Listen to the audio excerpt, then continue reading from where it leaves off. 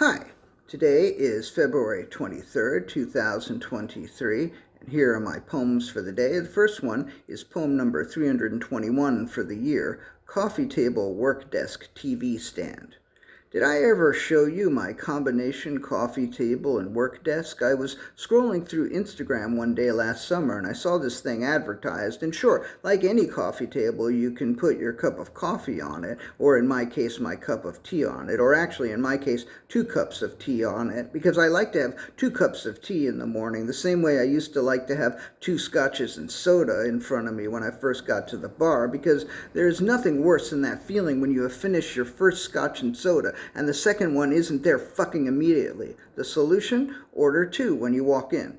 You're welcome. So yeah, you can put your coffee or teacup or cups on the table, but then part of the table raises up, so you can put like a laptop on it. And I was just moving into this place, and I was like, if I get that, I can use it as a coffee table and a work desk, to which the advertisement said, well, duh, that's what I'm saying. So despite the dickishness of that ad, I ordered that shit, and it's been great, because not only do I use it as a coffee table and a work desk, I also use it as a TV stand. It kind of sucks not to have a TV stand and to have to pick my TV up off of the floor and put it on the coffee table, but it's nice to not have the room cluttered with another piece of furniture. Did I mention that the coffee table work desk TV stand also has storage? I can store shit in it. Of course, sometimes I just throw shit in there, which can be a problem. The other day I had the TV on the table and I was watching some Brakhage films, and I wondered whether Brakhage had written anything about one of the films I was watching, and I wanted to look it up in one of my Brakhage books, but then I realized the Brakhage book was in the storage section of the table, which was now a TV stand. So I would have had to take the TV off of the table again, and I was like, fuck that shit. The next day I took the book out of the table and put it somewhere else. I haven't looked at the book since, but I certainly will one day soon. But other than that minor incident, this coffee table work desk TV stand has served me extremely well. I rarely buy things that I see being advertised on Instagram, and only once have I been dissatisfied, but very few things that I have bought recently have given me this much use and this much joy. Poem number 322, He Knows. I have been happy lately that I haven't been seeing his posts pop up on my feed. I wonder if he's been still seeing mine. If he hasn't been, I wonder if he has been happy that he hasn't been seeing my posts pop up on his feed. But if so, I very much doubt that he has been wondering whether I have been still seeing his. But I do think that if it were to occur to him that I might not be seeing his posts pop up on my feed, that he might very well assume that I would be happy about that, because he knows that I am smaller than him.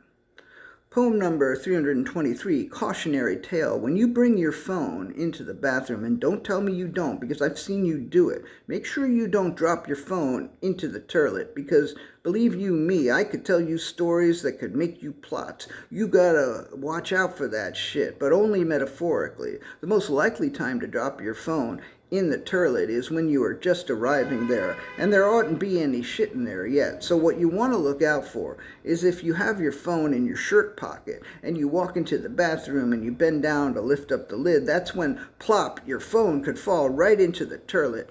But of course, there wouldn't be any shit in the toilet yet. Once you're on the toilet shitting, there's very little danger of the phone falling in because you're in the way, of course. But that thing of your phone falling out of your shirt pocket, that happened to a friend of mine. He bent over the toilet to lift up the lid and plop, his phone fell right into the toilet.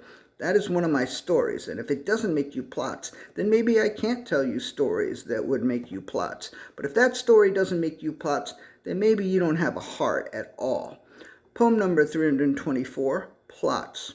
I Googled the word plots just to make sure I had it right, and I did. Google says it means to be strongly affected with frustration, excitement, or other strong emotion. Google gets its definitions from Oxford Languages, a division of the Oxford English Dictionary, which calls itself the definitive record of the English language. Of course, plots is a Yiddish word, but whatevs. Whatevs is also apparently in the OED. But here's the thing. This is how the Oxford English Dictionary uses the word plots in a sentence in order to illustrate its meaning. Here is the sentence. Lots of directors plots while making their films. I would imagine that many directors don't plots while making their films. And I would imagine that many do. But I doubt that many filmmakers plot to the degree that Brakhage did when he made his films. And the last one for the day is poem number 325, Commingled Containers. I watched from the couch, keeping the TV on the floor, and I saw, but not enough. The traffic noise and the birds intermingled with commingled containers and distracted. So I put on my noise-canceling headphones, and I wanted to be closer, but I didn't want to close up the work desk and make it into a TV stand. So I moved the TV to face the bedroom door, and I sat on the floor. I have never watched TV that way before. And I watched commingled containers again, and I saw more, but not enough. I moved some things out of my field of vision and moved the TV closer, and I watched again, and I saw more, but not enough. Then I moved the TV even closer, and I watched again, and I saw more, but not enough. After I'm done working, I will turn the work desk into a TV stand, and I will watch again, and I will probably see more. But I don't believe I will ever see enough. All right, that's it. Thank you again for watching, listening, or just reading if you're reading. But if you're just reading, then you're not seeing me thank you. So anyway, thank you. I really appreciate it.